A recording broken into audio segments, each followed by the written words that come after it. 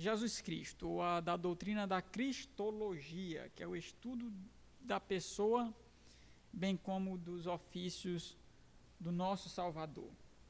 Salmo de número 110, ele é o salmo mais citado no Novo Testamento, e é um salmo que é um salmo profético, um salmo messiânico. Então, vou fazer a leitura, os irmãos podem acompanhar. Salmo de Davi. Disse o Senhor ao meu Senhor: assenta-te à minha direita, até que eu ponha os teus inimigos debaixo dos teus pés. O Senhor enviará de Sião o cetro do seu poder, dizendo: domina entre os teus inimigos. Apresentar-se-á voluntariamente o teu povo no dia do teu poder com santos ornamentos. Como o orvalho emergindo da aurora serão os teus jovens. O Senhor jurou, e não se arrependerá. Tu és sacerdote para sempre, segundo a ordem de Melquisedeque. O Senhor, à tua direita, no dia da sua ira, esmagará os reis. Ele julga entre as nações, enche-as de cadáveres, esmagará cabeças por toda a terra. De caminho, bebe na torrente e passa de cabeça erguida. Amém. Esse salmo ele fala da realeza de Cristo, como ele domina desde o céu, do sacerdócio dele, que é o sacerdócio segundo a ordem de Melquisedeque, e, por último, de Deus como um juiz, que julgará toda a terra, inclusive os reis da terra.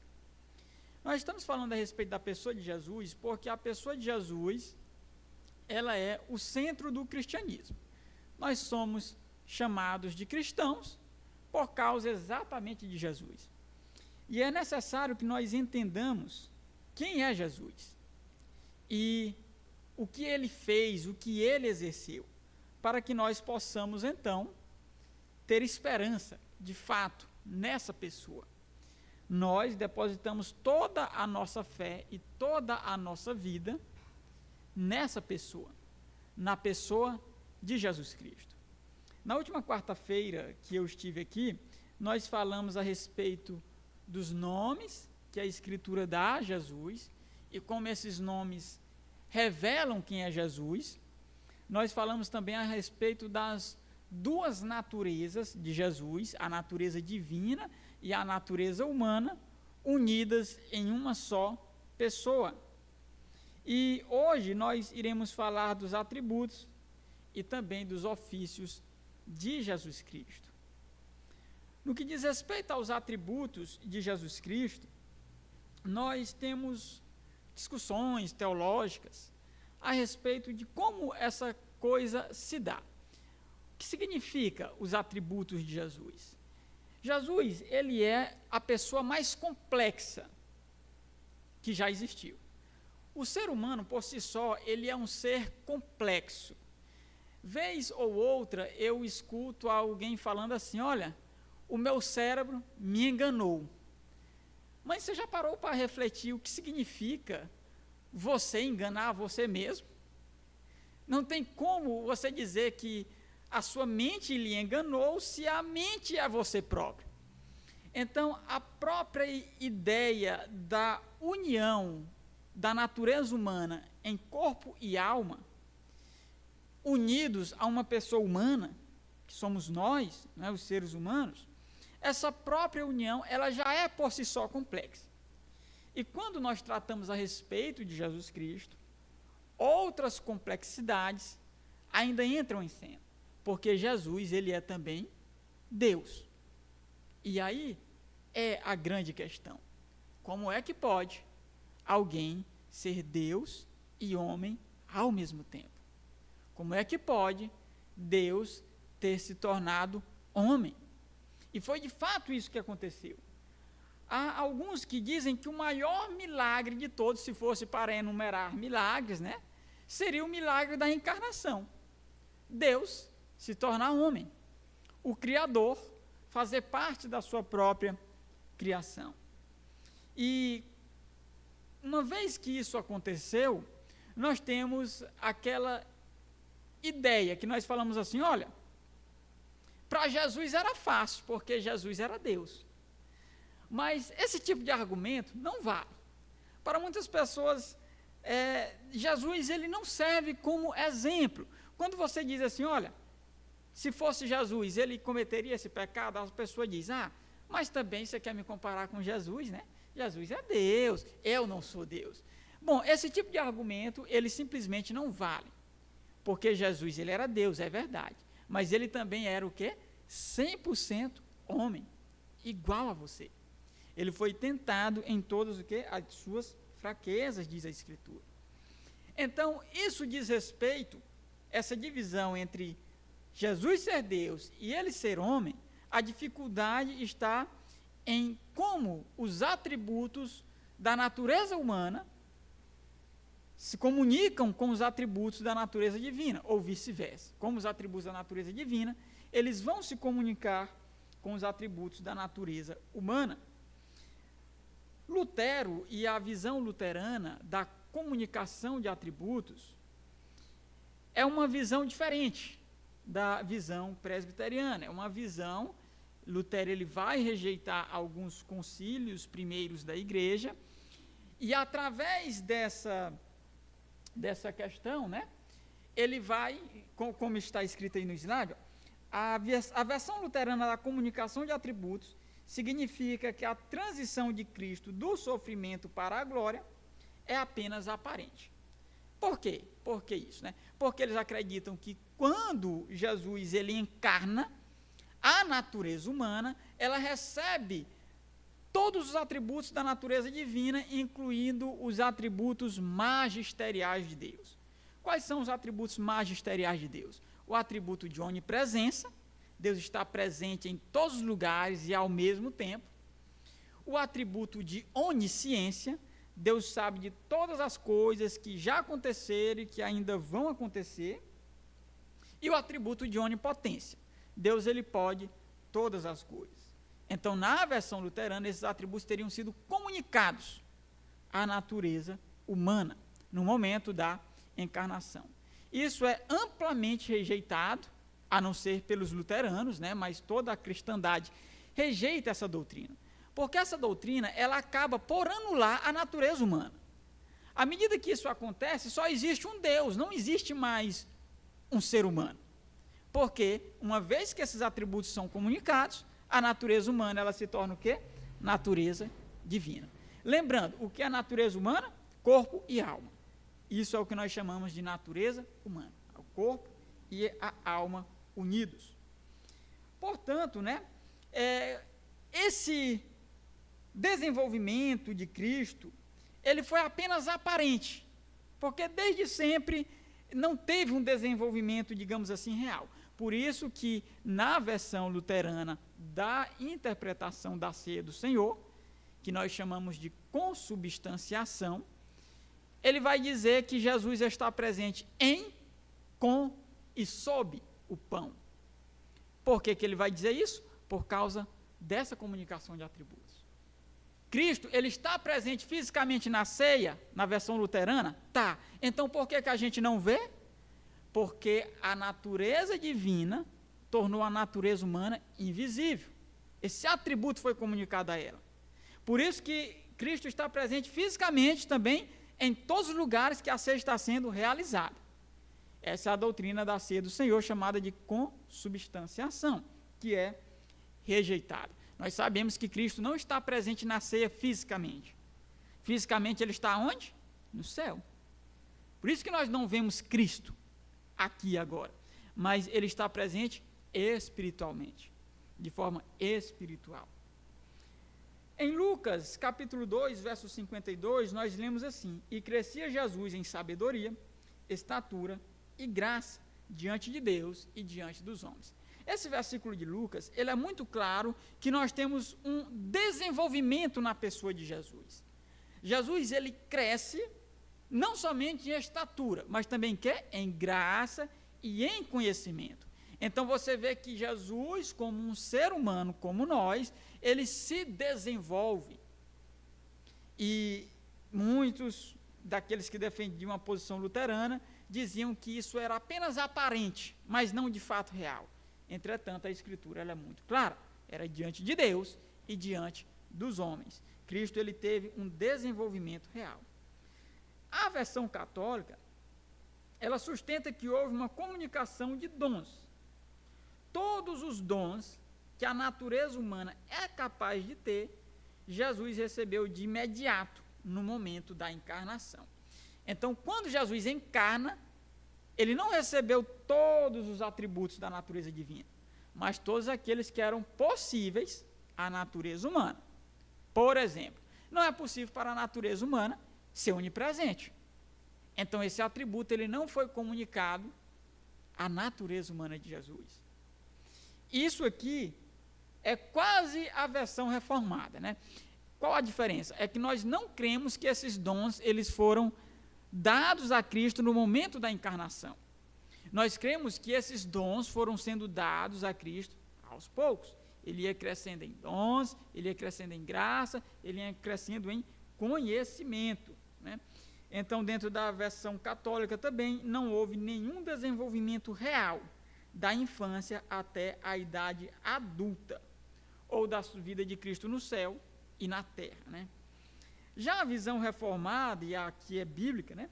Os dons dados à natureza humana de Cristo, eles aumentam em diferentes momentos de sua vida, principalmente no batismo, ressurreição e entronização.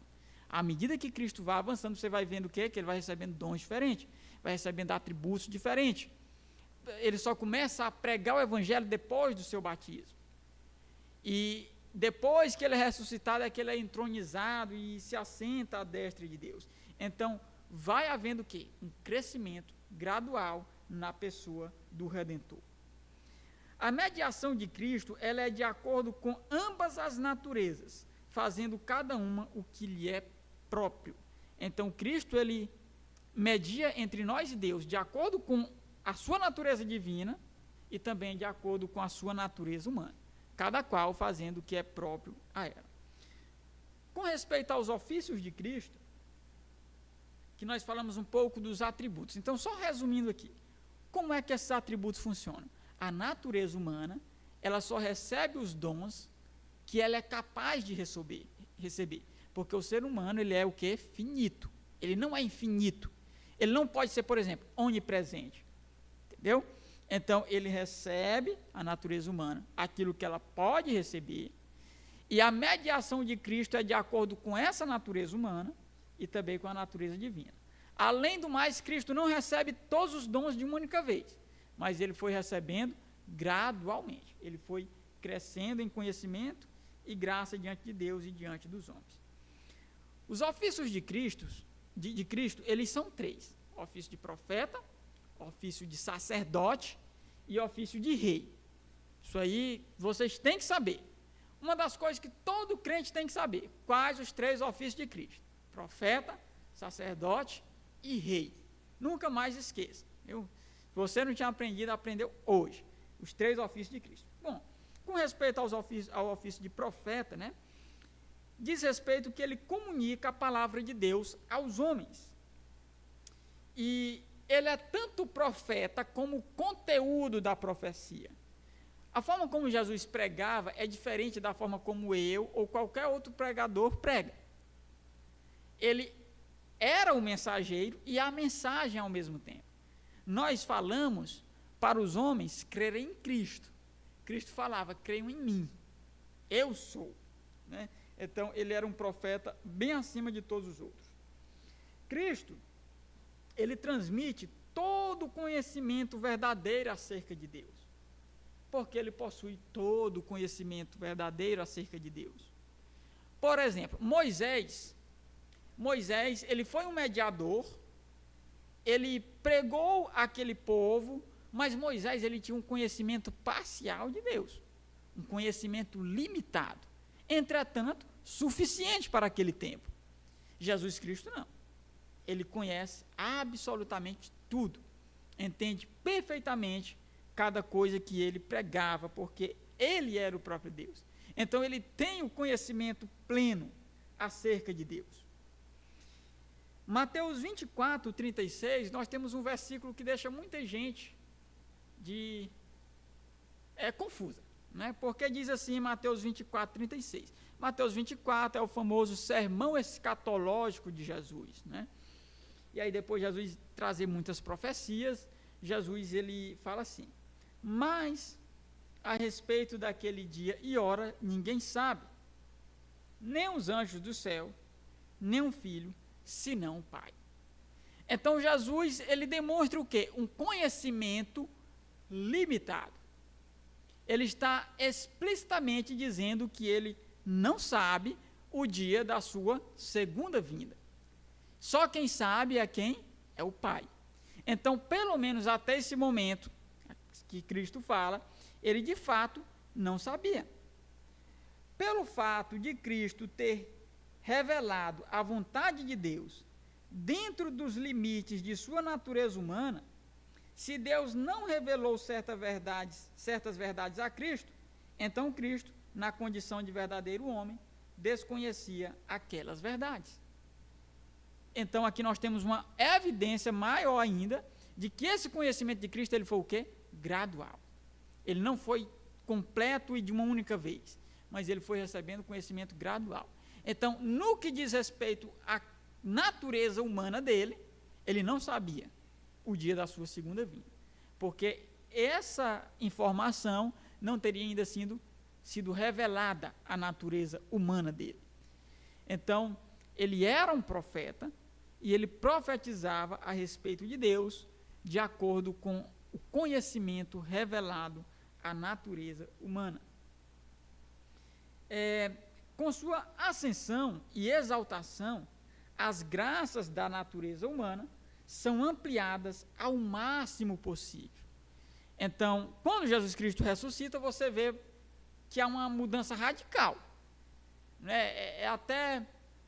É estranho quando nós lemos Cristo ressuscitado. Ora ele é reconhecido, ora ele não é reconhecido. Ora ele entra e chega de uma vez por todas, né, sem ninguém perceber que ele entra com a porta fechada e tudo mais. Então, ele come, né? Então, nós vemos que é o quê?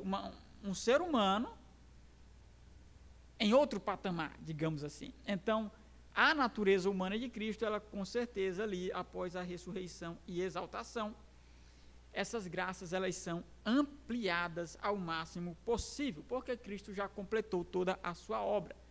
Né? Só falta o que agora? A segunda vinda de Cristo. E também ele tem o ofício de sacerdote.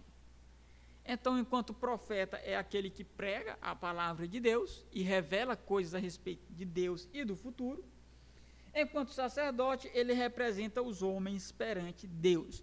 Cristo, ele é o nosso representante. É por isso que ele tem que ser homem. Nós não poderíamos, por exemplo, ter um anjo nos representando, a não ser que o anjo tivesse encarnado, se tornado homem. Para nós termos um representante diante de Deus, ele tem que ser o quê? Homem. E para cumprir toda a nossa pena, uma eternidade no inferno, para pagar essa pena de uma eternidade no inferno, de uma única vez, de forma intensiva, ele teria que ser um ser eterno. Ele teria que ser Deus. Então, Jesus, ele é Deus e ele também é homem, como nosso sacerdote. Ele é tanto sacerdote como o cordeiro ao mesmo tempo. O que era que o sacerdote fazia no Antigo Testamento? Ele sacrificava um animal em prol do pecado do povo, na esperança de que aquele sangue derramado livrasse a cara dos homens. Mas Jesus, ele é o sacerdote e ele é o sacrifício. Ele entregou a ele mesmo na cruz para morrer. Então, ele exerce dessa forma. E ele exerce esse sacerdócio para satisfazer a justiça de Deus. Por que que Cristo morreu?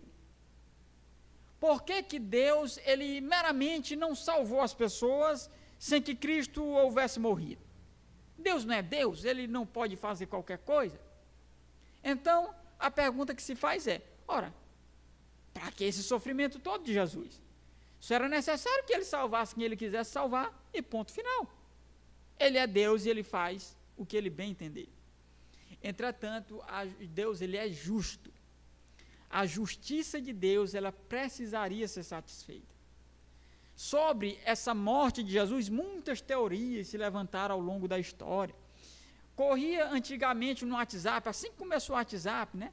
Me mandaram esse vídeo mais ou menos umas 50 vezes. Era uma ilustração, um meninozinho que tinha uns passarinhos na gaiola, e aí ele encontra um homem, e esse homem pergunta: o que é que você vai fazer com esses passarinhos? Aí o menino diz: esses passarinhos aqui, eu vou pegar eles, eu vou depenar, eu vou arrancar parte por parte, eu vou matá-los.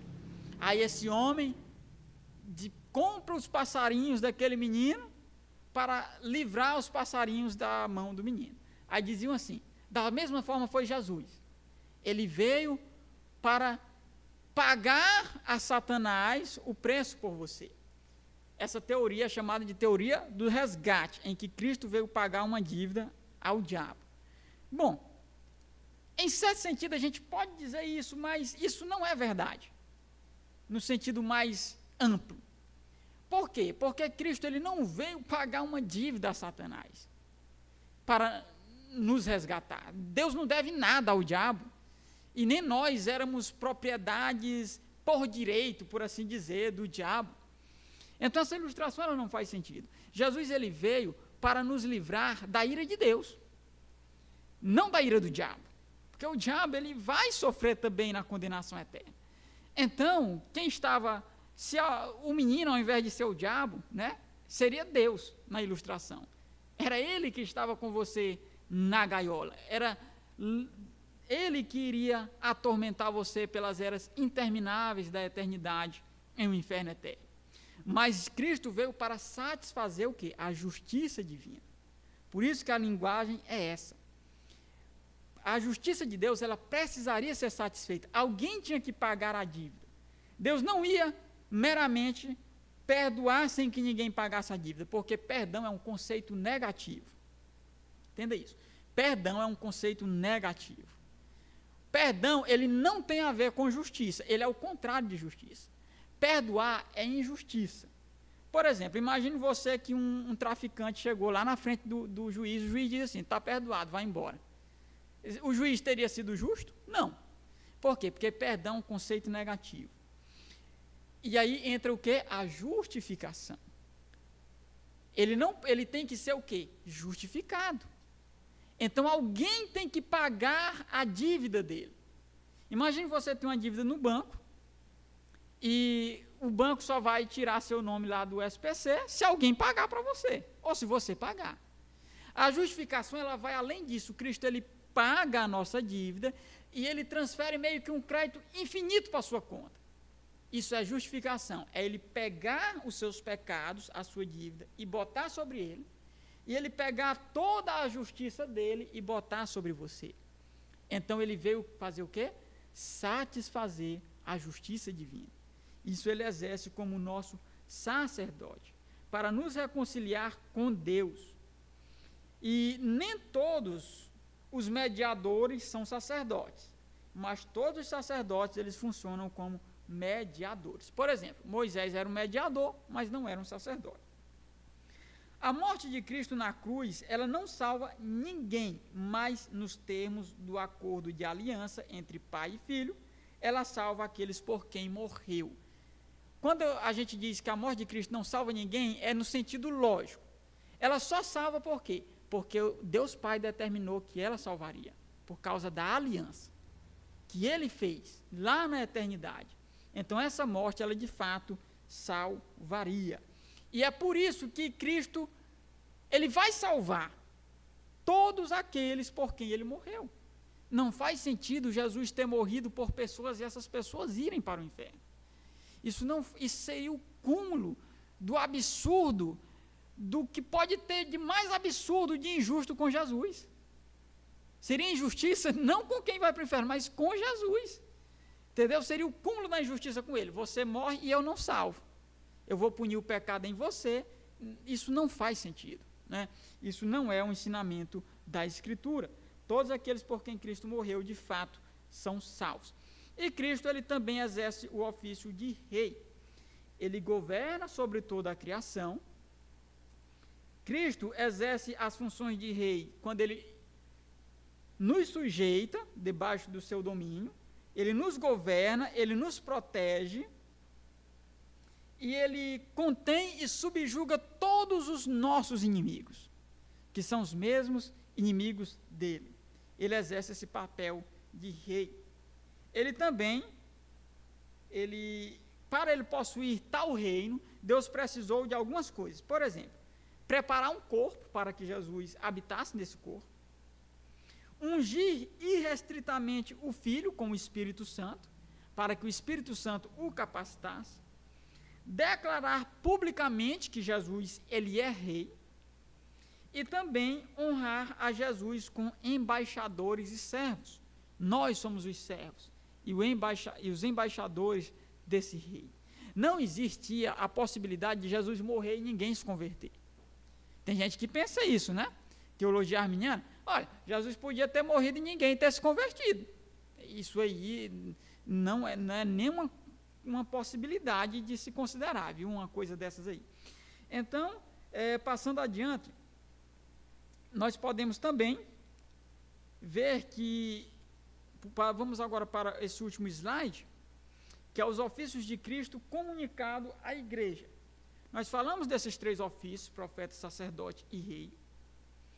E agora, os ofícios, eles são comunicados também à igreja de Deus. Em outras palavras, nós também, em certo sentido, reinamos com Cristo, nós somos profetas com Ele e sacerdotes com Ele. Nós somos profetas quando nós proclamamos a palavra de Deus. À medida que nós pregamos, que nós anunciamos a morte de Jesus até que Ele venha, fazemos isso inclusive na ceia, nós estamos profetizando a respeito do futuro. Nós estamos pregando o Evangelho. Então, não somente Ele era, mas isso foi comunicado à igreja, a seu corpo. E também nós somos sacerdotes. A Bíblia nos chama assim, né? Reino de sacerdotes. E lá em Romanos 12:1 fala que nós devemos apresentar o nosso corpo como sacrifício no culto racional. E lá em Efésios, capítulo 2, versículo 6, vai dizer que nós nos assentamos com Ele nas regiões celestiais. Em outras palavras, nós reinamos com Ele. Então, Jesus, Ele comunica os seus ofícios à sua igreja.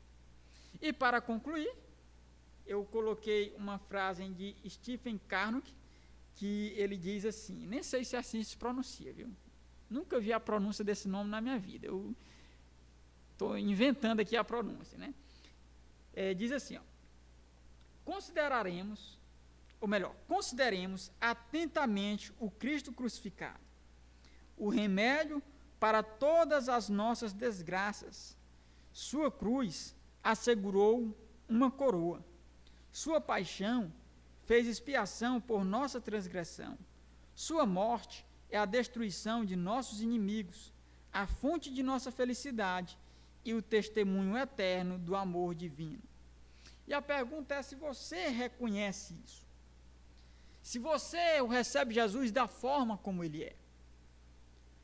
A fé salvadora é a fé na verdade. E não a fé em um Jesus conforme o mundo ensina. Jesus ele era um homem, um cara legal, mas ele não era Deus. Ou como outras seitas e heresias ensinam, Jesus era um semideus. Ou como muitos ensinaram, Jesus era Deus, mas não era homem. É o que está na cabeça de muito cristão hoje. Que ele era Deus, mas não era homem. Então, a fé salvadora é a fé no Cristo revelado na Escritura. Verdadeiramente Deus e verdadeiramente homem. Vamos orar e já encerrar também a reunião de oração. Oremos. Senhor Deus e amado Pai, nessa noite nós queremos te agradecer por Jesus Cristo. Ele é a solução para todos os nossos problemas. Ele pagou o preço do nosso resgate. E o preço foi o precioso sangue dele derramado na cruz do Calvário, para satisfazer a justiça divina, para tornar pessoas injustas e pecadoras justas, pois à medida que o sangue dele é derramado sobre nós, nós nos tornamos justos e herdaremos, Senhor, o céu. Ó Senhor, que o Senhor possa nos conceder tua graça, para que nós também possamos crescer em graça e conhecimento. E te agradecemos porque nós também, essas verdades não são a respeito somente de Jesus, mas a respeito dos cristãos, aqueles que são a imagem e semelhança de Jesus. E nós devemos pregar o Evangelho. Nós reinamos com Ele nas regiões celestiais. E nós somos reino de sacerdotes, do qual oferecemos nosso próprio corpo como sacrifício perfeito e agradável, no culto racional a Ti. Se nós oramos, Senhor, e Te agradecemos em nome de Jesus. Amém.